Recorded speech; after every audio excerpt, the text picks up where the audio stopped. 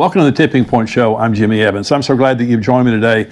I've got a really important message for you, and before I bring it, I just want to say that we have an End Time Prophecy Conference coming up on September the 17th, right here in the Dallas area at Grapevine, Texas, at Fellowship Church. Wonderful church. Pastor Ed Young, he's going to be one of our speakers there. This is an all-day conference from 9 in the morning until 5 in the afternoon. I'll be speaking first and last. I'm going to go 2 times that morning. I'm also going to be speaking the next morning on Sunday morning at Fellowship Church on End Time Prophecy. So if you stay over till Sunday morning, you can hear me 3 times, but we also have Pastor Billy Crone. He's been on the show here many times, and so great friend, tremendous end time speaker, written many books on the end times. We have Greg Laurie, who is a contributor here at endtimes.com. He's written many books on the end times, great speaker. Also, Dr. Mark Hitchcock. He also is a contributor. He filled in for me last week. He's written over 30 books on the end times. He is a wealth of knowledge. He'll be speaking at the conference. Also, Rabbi Jonathan Cahn. Now, Rabbi Jonathan Cahn, in my opinion, is the most profound prophet, end-time prophet that we have in our generation. His books and revelation are astounding. I met him many years ago. I went to New York City after he wrote the book, The Harbinger, and I interviewed him there. Dear friend of ours, but he is going to be there bringing a special message at the conference. So we have a great lineup of speakers all day long. It's $99 for the conference. It is a $49 for the live stream. And so you can go on conference.endtimes.com and sign up. Bring somebody with you. Bring friends, bring your family, bring a group for your church. We would love to have you. That is conference.endtimes.com. We would love to have you be there. I would love to see you there. Now, I want to talk on this program. We're all saddened by what's happened in Uvalde. And it's just absolutely horrific to see someone as evil as that young man go into a school and just shoot. He shot his grandmother in the head shot her in the face before he went to the school. And it's just so heartbreaking to see those innocent lives taken, both the kids and also the adults. And so we live in a very, very immoral, godless time. And this is exactly the way that Jesus and the Apostle Paul told us that the world would look at the end. And so here's what the Bible says about immorality in the end times. These are the words of Jesus in Luke 17, beginning with verse 26. As it was in the days of Noah, so it will also be in the days of the Son of Man.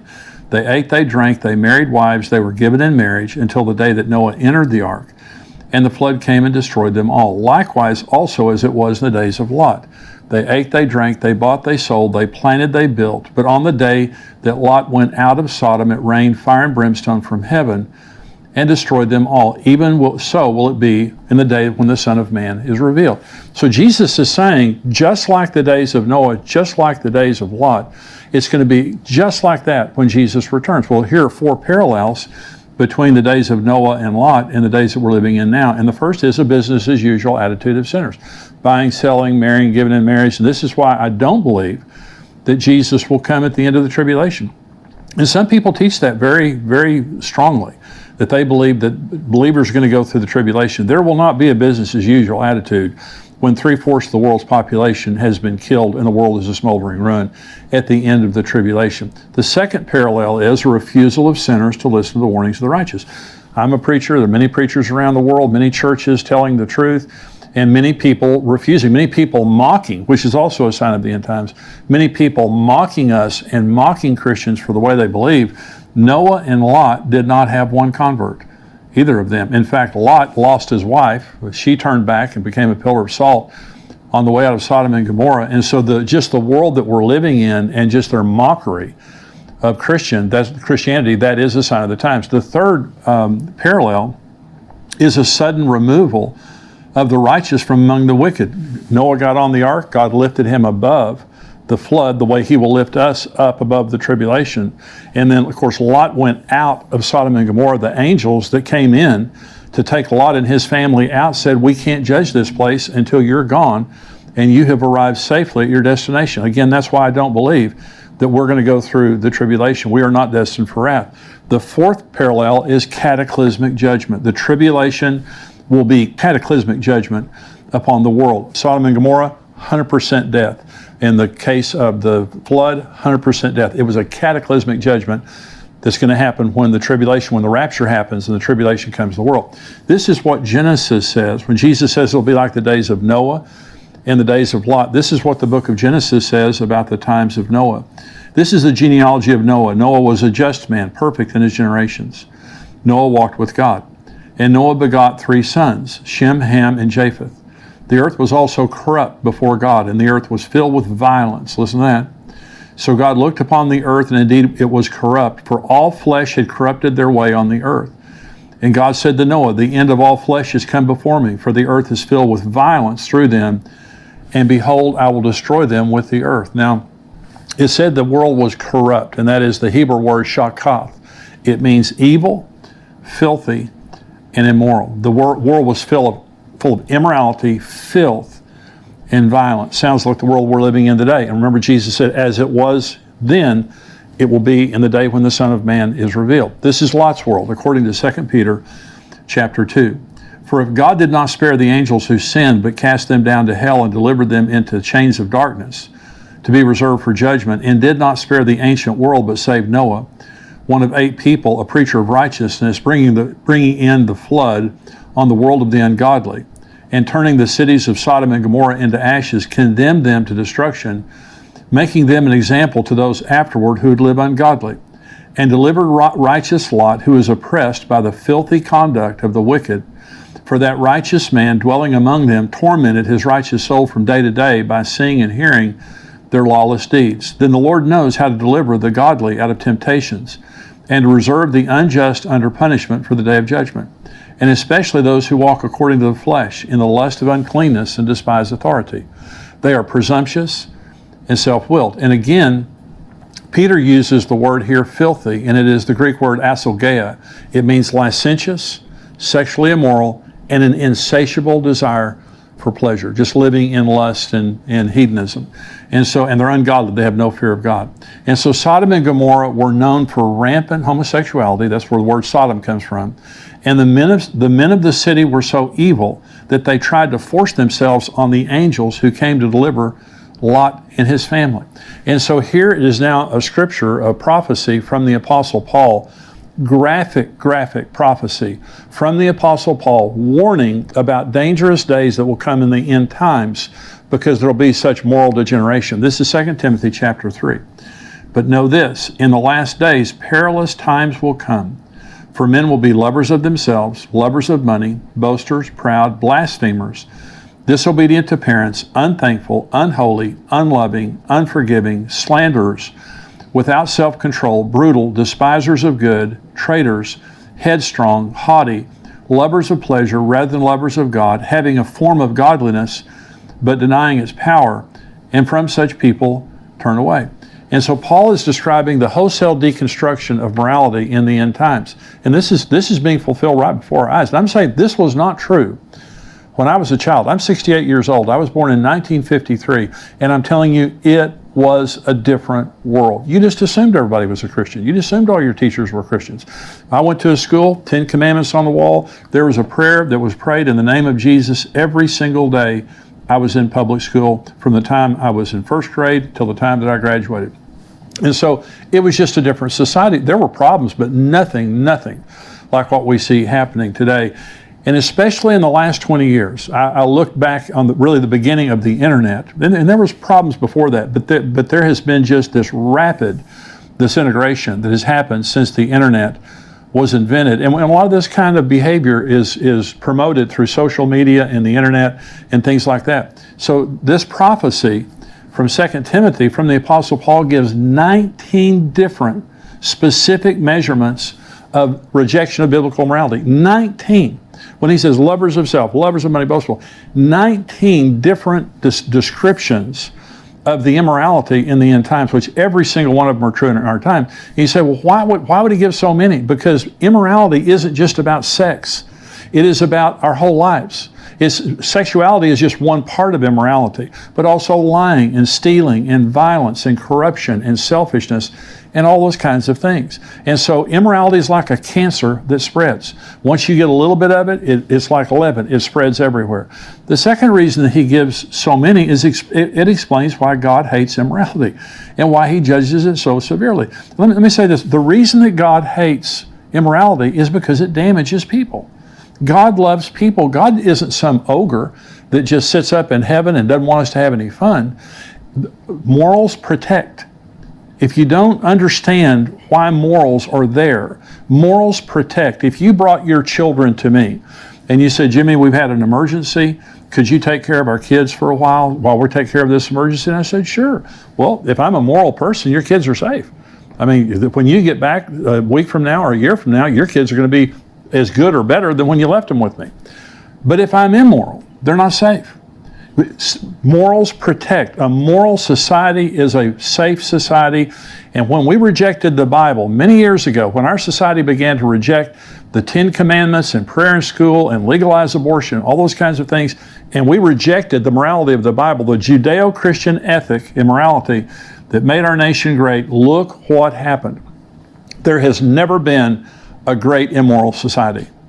Rome, Greece, Egypt, Babylon, you go back in world history, they began as moral societies that become great and they fall from within because they no longer have the protection of morals. And our founding fathers warned us that the Constitution of the United States was designed for a moral and godly people.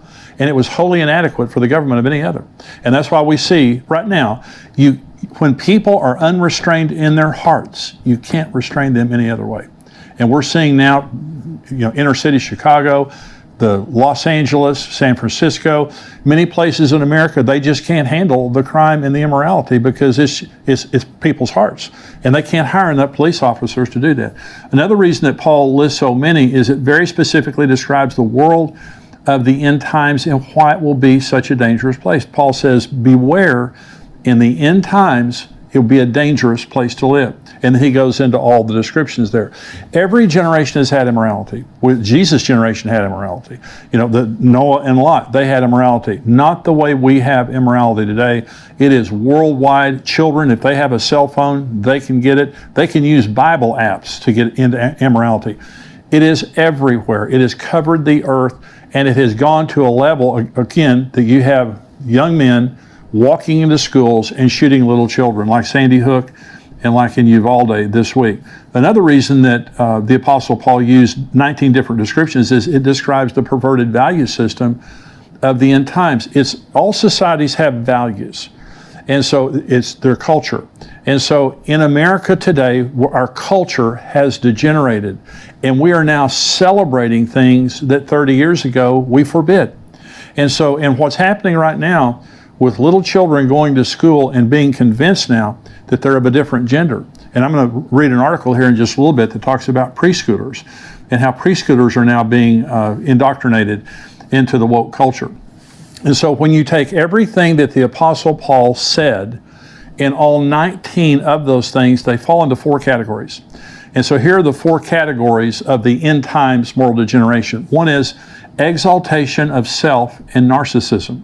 They will be lovers of themselves. I was watching football as a boy, and it was the Dallas Cowboys. I've been a lifelong Dallas Cowboys fan. I was watching football, and football players did not strut or celebrate after they made a play.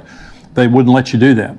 And the first time I ever saw a football player pound their chest or celebrate, I believe it was Hollywood Henderson was in a football game, and Tom Landry pulled him out of the game because he considered that poor sportsmanship.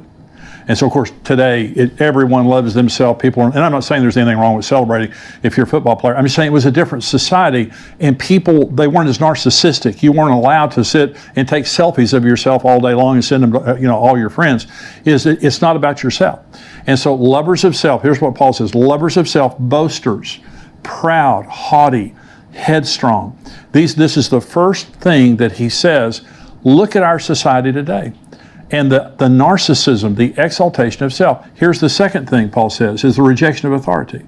He said disobedience to parents, lovers of pleasure rather than lovers of God, having a form of godliness, but denying its power. And when it's the word power there is the word dunamis, it means morality. It can mean spiritual power. It also means morality. They have a form of godliness, but they deny the morality of that godliness. And so many people today will, they say they believe in God and they have a form of godliness, but they live very immoral lives. That's what that means.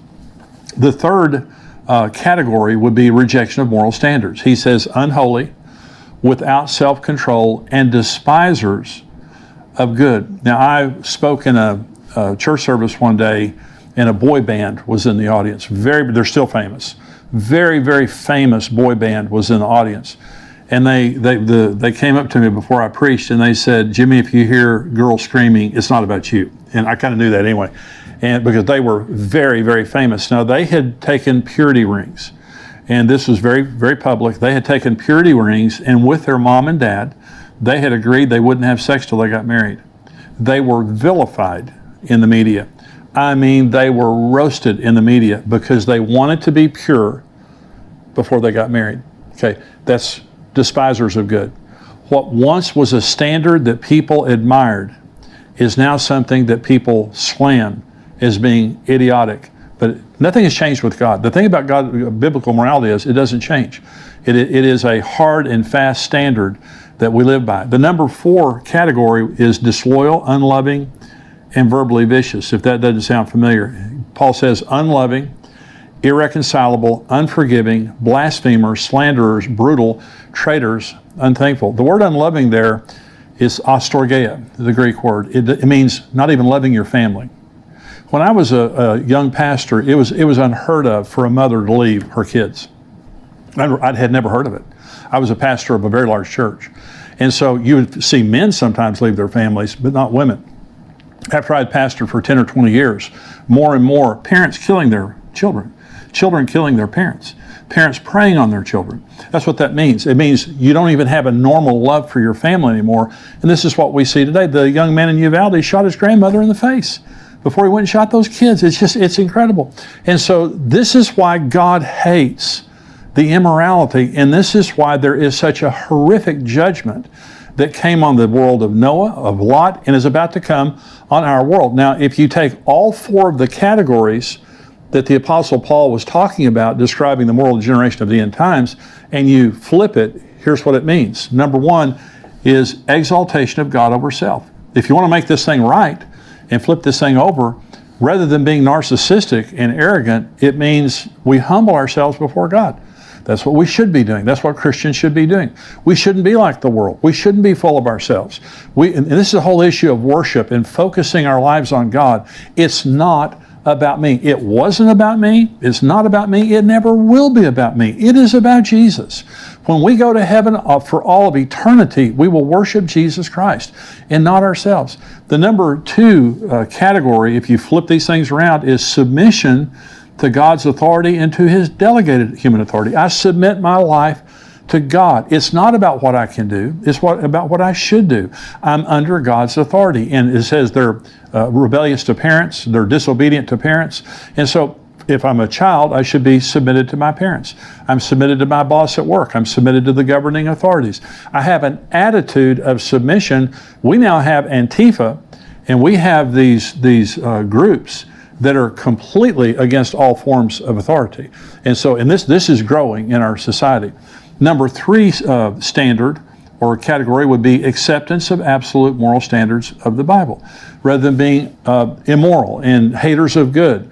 We love good. And the 4th category is loving others loyally and sacrificially, rather than being brutal, unforgiving, irreconcilable, and things like this. This is how America began. Those were the standards that made America great. And so America, and let me just say this, this will not get better. Okay.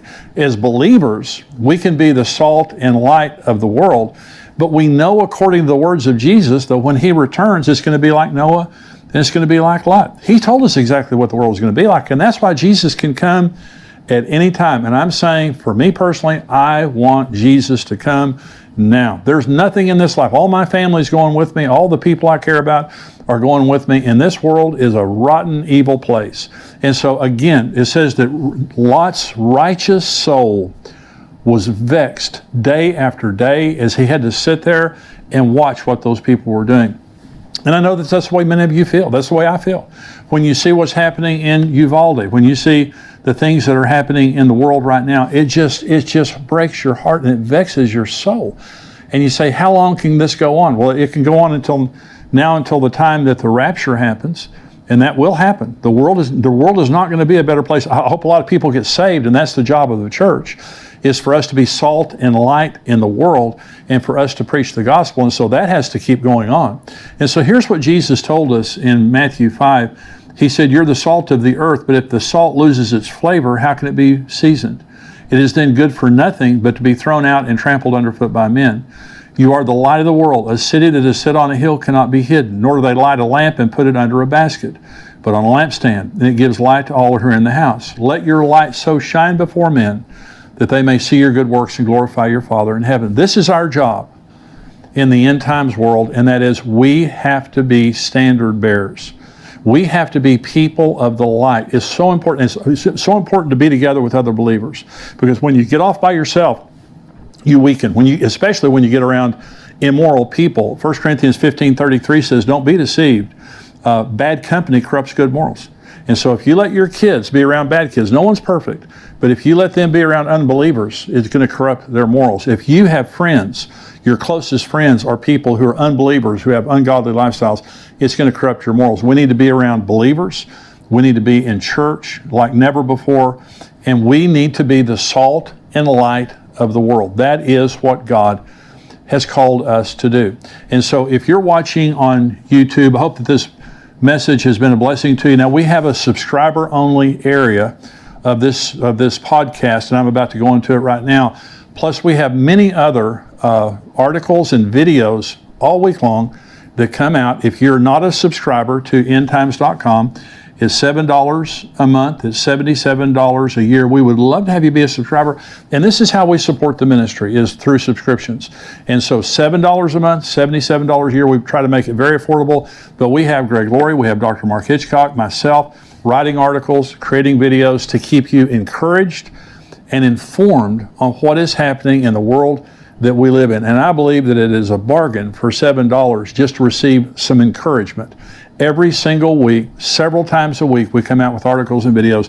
Become a subscriber, endtimes.com. God bless you. I want to thank you for watching this Tipping Point clip, and I want you to subscribe to the channel. I want you, if you're not a subscriber, go ahead and click subscribe there. And thank you for watching and subscribing. I want you to join